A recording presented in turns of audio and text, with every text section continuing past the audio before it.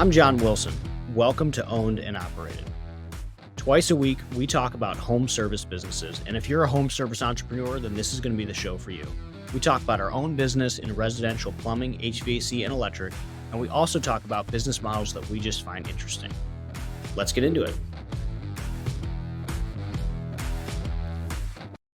Hey, this episode is sponsored by Service Scalers. So Service Scalers is actually a brand that I've used personally with our companies for a little bit over a year now. They've helped us manage our digital advertising. Frankly, they did a lot better than our last agency. Leads went through the roof and cost per click went way down. Check out Service Scalers if you're a plumbing, HVAC, or electrical home service company. That's what they knock out of the park, and they did a great job for me. Today on Owned and Operated, Jack and I talk about our 5 favorite service businesses each. So we've got 10 total for you here, and we break them down, what we like about it, and what is interesting. So thanks for tuning in. Welcome back to Owned and Operated. Welcome back. You made it. What's going on? What are you doing right now? I was skiing earlier, and it was awesome, and I'm wind burnt. The sun was out. Dude, I don't want to tell you this. I'm smiling, but I hate you. I know. Yes. It's going to be tough. Like, not a cloud in the sky. 33 degrees. Ideal. Beautiful snow. Oh, it was great. Like, it was really start to finish, solid day. Loved every second of it. Really tore it up. So, yeah, it was good. That hurts on the inside. And the outside. But no, it was great. It was a great day skiing. So we're going again tomorrow, and it's going to be rough. Like, it's going to be like pouring. Oh, like raining? Yeah, it's supposed to start raining in like a couple hours. Yeah, it'll be interesting. I'm going to text you tomorrow. Yeah, I'll send you a picture. Like, how are you enjoying this? And I'll still be like, I'm having a great fucking time. I'm still skiing and you're not. Cool. Today we're talking dream businesses, top 5s. I mean, we all believe at some point in our Yes. career of owning a business that the grass is always greener somewhere else. And sometimes it actually is, but I think the more often case is that it's a shit show no matter where you go. But it's just different. I made a post today on Twitter or X, whatever you think or say. The gist of it was, HVAC is like the beautiful blonde or redhead or whatever girl, the 10 out of 10, but she's got bipolar disorder. Like, one minute she loves you and you're selling $40,000 units and it's great. And you're like, it's summer. It's the middle of summer. It's 100 degrees out. She's beautiful. She's nice. She loves you. And then February rolls around and she's stabbing you in the eye with a fork While snorting cocaine. Yeah. Yeah. She's crazy. And you're like, you cry yourself to sleep. And then there's like plumbing that just sits here and she's old. She's faithful. She's wife material. I love plumbing. It's a small plumbing company. So I understand that. Mm-hmm. Before scale, it definitely is a lot easier. After scale, I could see it definitely being much more difficult. But pre-scale, plumbing is a wifey material. Love her. Beautiful. But the idea behind it is, are there any businesses that you look at and go, I don't own this yet, but if I had the opportunity, this is my dream top couple businesses? Okay. So, like, for number 1, I have to say it, and I don't know if we have to add another one on top of it, but like number 1 literally just is plumbing, HVAC, and electric. And I feel like that's cheating, but like it is. Like, that is my number 1 because I think it's the best. I don't know if I accept that answer. I would have accepted like septic, but more. Yeah. Well, see, the problem with septic, so like septic's number 2 or 3. The problem with septic is it's really hard to scale. So like plumbing, HVAC, and electric, like you can scale the heck out of those things.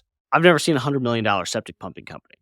Like, gross margin's great, but it is a tough little bird to really get moving the way you want. But if you just want to be like a small owner with a bunch of cash flow, septic, 100%. If you want to build $100 million something, not septic, that would be a real thing. All right, so number 1, plumbing, HVAC, and electric. I'm passionate about it. Number 2, and I don't think we actually do a good job of this. I'm going to include septic in this. Then I will get to things that I don't own.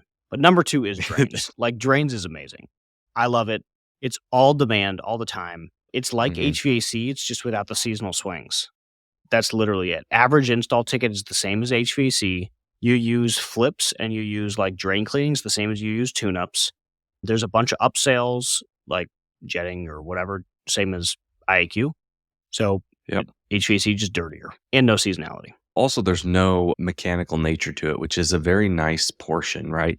You're not worrying about mechanical objects breaking or high cogs because you're cleaning a drain. Yeah, it's labor. I mean, it's a ton of equipment, and that is the downside. Is it is a lot of equipment. Like we have just millions of dollars of equipment in stuck in drains, but it's a good business. All right, my next service business, honestly, landscaping. I don't have landscaping right now. I want one.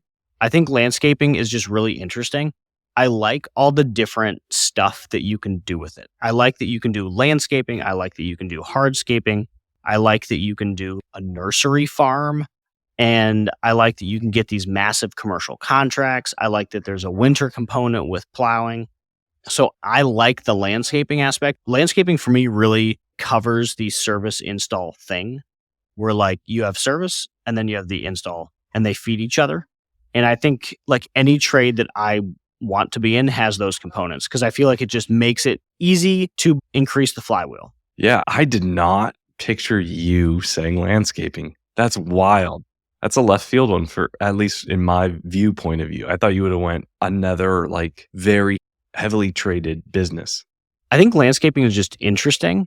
And like I said, I think you can do a lot with it. You could do a lot with it. There's all these different sections of that industry, and each one of them sound kind of fun. I like the idea of running this massive 50, 60 acre nursery that does hardscapes and backyards with an average ticket of 90 grand, and then doing a ton of commercial work. And I like that they have all these different components and they can get big. Like you can have $100 million landscaping company, which for me, anything I do, it has to get big. It has to be able to get huge. Otherwise, it's just not that interesting to me. Yeah, and those hardscaping companies, my neighbor, both on both sides just use the same guy to do the hardscaping on both their houses. And $30,000-$40,000 tickets. You know how old the guy is? 21. That He's 21. is insane. It's insane. He's 21. Yeah. He has 4 cars. One of them is like a freaking Corvette. Sorry, excuse my lack of car knowledge, but it's a brand new Corvette. Yeah. $150,000 car. Lives at home with his parents and is freaking just dropping money on these massive cars and equipment because he doesn't have any expenses. He just does it all himself. He shows up, has his little skid steer Oh my and gosh. Bobcat and just knocks out some hardscape and takes all of the profit.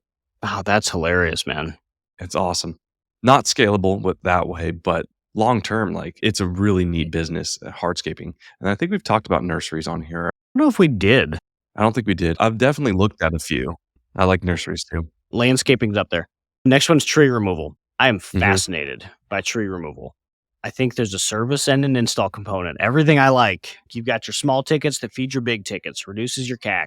So I like that a lot. There's one locally here that got to like 5 million in like 3 years. It reminds me a lot of like septic and drains where like he who has the assets win. So big fan of that because it just makes it steady. It just makes it like continue on and be steady. And it's like its own unique thing and you can own good neighborhoods with it.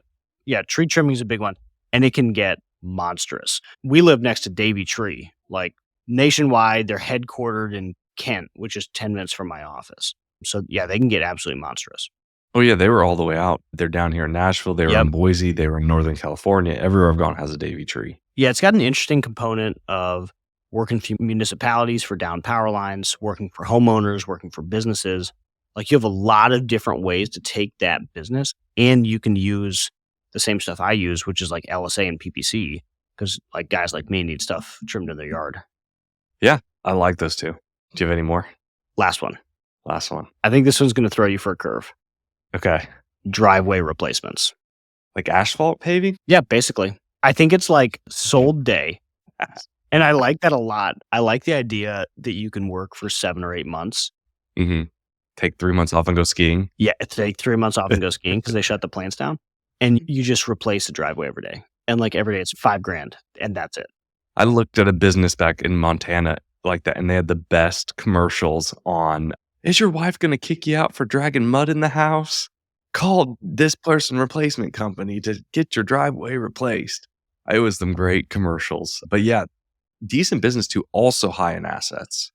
I think that gives you a big moat because you always have to get called because only so many people have that. Like only so many people can do that. That is one of the downsides of landscaping. It is heavy in assets, but like anybody can mow a lawn, but not anybody can trim a tree. not anybody can pump a septic. Not anybody can replace a driveway. Definitely. And they can get huge. You can take on municipality work. You can take on commercial work with parking lots. So like they can get monstrous. If you like what we talk about on our social media, on Twitter, on this podcast, then you should be signed up for our newsletter. Go to ownedandoperated.com, where every Friday we break down our business, we break down insights, things we're learning, things we're working on, and it's good stuff. Check it out, ownedandoperated.com. I did not expect. Those are three that I would not have expected from you for dream new verticals. I'm going to match that energy here. Let's go. You ready for the first one? So John and I have different viewpoints though. I don't want to build I do want to build $100 million corporation, but I think a lot less about that than he does. I'm thinking a lot more about maybe a $10 million and a holdco of 10 different small companies in that sense. I'm focused less on scale, more on what I enjoy. Though the first one I'm going to say does have scale. And they did not return any of my phone calls or text messages or LinkedIn's. So I'm disappointed because I really want to talk about them on this podcast, is BankPak. So BankPak, it's a service company for banks. And all they do is repair and work on security systems for banks, ATMs for banks, specifically like their bread and butter is the drive-through ATM at Chase Bank or at Wells Fargo. I've never heard of them before I started the show because I was looking for people. I've never heard of them, never seen their van. Now I see them everywhere. They are all over. They're all over the East Coast, all over the South. They're in like 13 different states, 15 different states. And you have to think they have pretty much the monopoly on ATM. I can't find anyone else who does it. There probably has some competition, but realistically, low competition. This feels like that's such a high risk account. Like once somebody has market trust, like no one's going to get fired for choosing them, basically. So they have a whole 9 reviews. Let me share the screen here. So for a screen share, I'm sharing their website just so that John can see it. You can see they're working on this equipment. And I think that they also sell parts and pieces. So they do branch automation, security, bank equipment, safes, teller equipment, vault stores, sound masking, blah, blah, blah, blah, blah. But yeah, it's a dad and his sons. And they've built this just monstrous, let me see locations, this monstrous business that, yeah, look at that. Not 13, but pretty much the entire South they have covered. And they're probably running a couple hundred banks per site. Just absolutely wonderful. That's amazing. I love it. I really like that. I just want to know more. I'm curious. It's like a dream one. You're dealing with banks. You're not dealing with the average customer either. I never see a bank stiffing you, at least in my mind. Like they're one of the last people who are going to like pass the net 30, but maybe I'm wrong. Yeah. What's your second one? Second one, telephone pole and like I'm saying telephone pole, but electricity pole, telephone pole replacement. Okay. So this is a company that I heard about a while back, very asset heavy because it requires extremely specialty equipment. And so what they do is they bring dogs in for the state and they go and sniff around all the telephone poles and they're looking for rot at the base of the telephone pole. And then so what the municipality does is it pays you then as a contractor to come in and pull the telephone pole and place a new one in. Oh my gosh. They hook back up everything.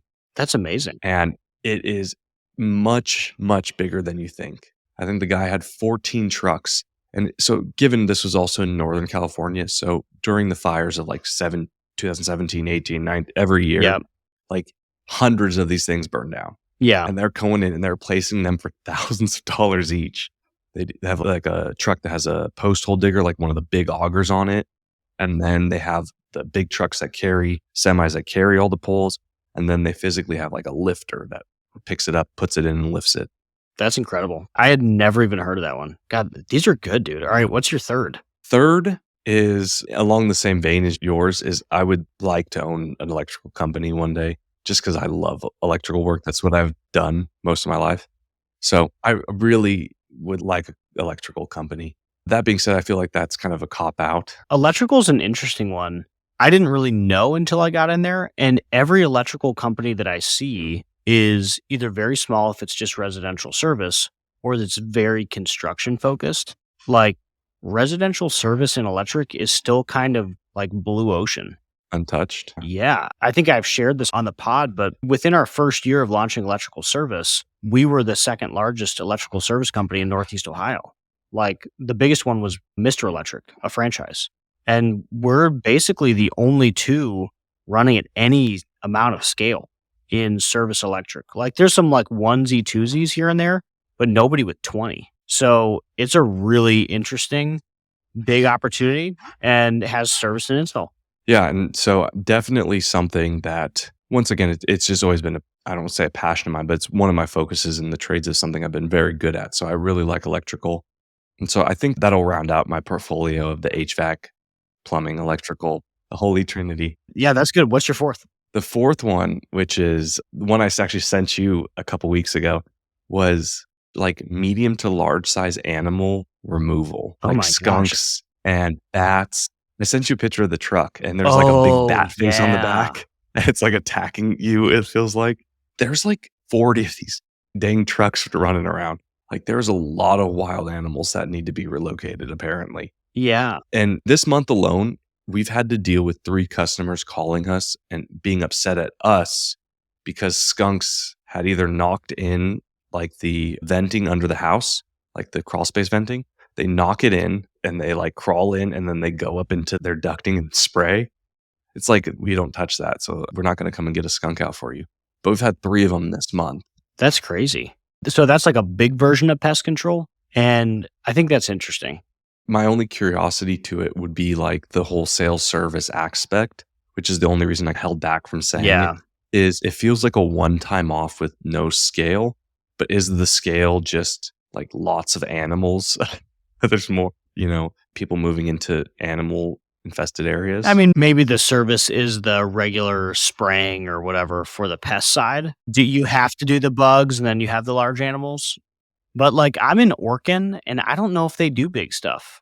I feel like they only do like mice and I don't know. Like in their brochure, I don't remember them showing me that they could get rid of a dead deer or something like that. If something, a deer died on my property or a dog died on the property, I wouldn't even know who to call. Exactly. Who would you call in that scenario? In addition to, I think that some municipalities actually sub this out to third parties to go pick up roadkill on the side of the road and dispose of it properly. Yeah. So I think it's an interesting business. I don't know enough about it to really dig into it yet. And I think I told you this before. I do see like a path where HVAC, plumbing, and pest control actually fit really nicely as another vertical. I wouldn't do it just because I'm not in a spot to do it. There's someone doing that in Texas. I just got connected with them. Yeah. So that's one of our like preventative maintenance checklists is we have in there like evidence of rodent activity. Yeah. So you can see the little burrow holes and you can see the mouse droppings. And I can't tell Yep. you how many attics we enter and there's mouse droppings, right? And so how easy would it be to say, hey, we saw you have mouse droppings in your attic. Would you like pest control? And being able to cross sell, or you have a plumber under your house fixing a pipe. Same Yep. thing. I definitely see that path. It's always been very interesting to me why more people don't. Like you don't see more combinations of the two. I think honestly, it's numbers. Like I agree with you. I think it definitely has a component to like whole home health, but an HVAC contractor's average ticket is $10,000. So it's hard to like look at pest and be like, yeah, I'll take $25 a 60. month. And like HVAC just isn't really route based. So I think it's just like a different skill set, but it makes sense. Like that sounds like a pretty good addition. Yeah, I mean, how big is your customer list? Yeah, we have 100,000 on our customer list. So I mean, like 100,000 and you convert 20% to pest control. Not terrible. 20,000 people on a pest route at $60 a month. I mean, you could make the case, but I think the problem is you'd have to have all hands on deck, like really focusing on the cross sell. They use AI to check the reports and the PMs from the tech guys and then send it as warm leads to the pest side. But anyway, so yeah, pest control, but like big animal aspect. Big animals. Nice. What's your fifth? I don't know if I have a fifth. There's so many sides to electrical. Mike posted the other day, I forget his last name, I'm sorry, but he posted about a business that was doing like 1.6 or 1.4 top line and like 700,000 net. And I was just like, what the heck is that? Like, how are you doing crazy margins like that? All they do is replace lights in parking lots. They have a boom truck. Oh my God. It's 4 guys, and they're like driving around and like just lifting and then just changing light bulbs because of the huge liability of out lights. And then I'm sure there's an upsell aspect of like, hey, we'll switch your lights over from regular halide to LED or something. But no electrical license needed because you're really just changing ballast and light bulbs. And you just have a guy in a boom truck. So super route based. Mhm. And you have somebody, B2B, somebody calling out all these shopping center owners and private groups. I feel like you could really generate. You could build something interesting. Yeah. And you could make it recurring. Like, hey, the bulbs tended to last 2 years. Let's just replace it on cycle. That is a good idea. I had never heard of that one. I'll send you the link. I think he just bought the business Yeah. or he was under LOI for it. So interesting though, like the little subcategories of electrical, which is why I love it so much. There's power generation, there's commercial, there's like just working on engines. So there's all these like different things. It's fascinating.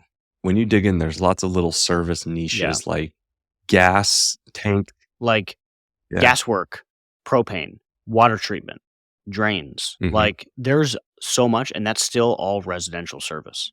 It's fun. And each one of them is like a business in their own right.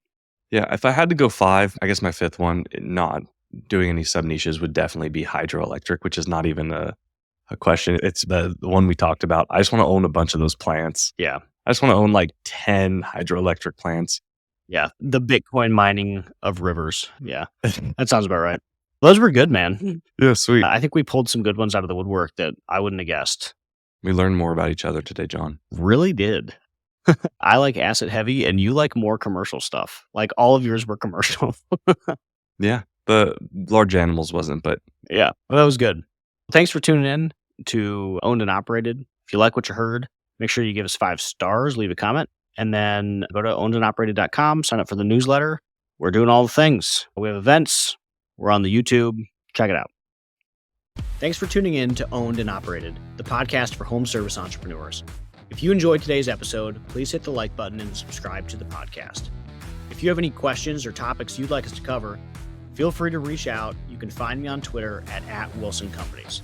I'll see you next time.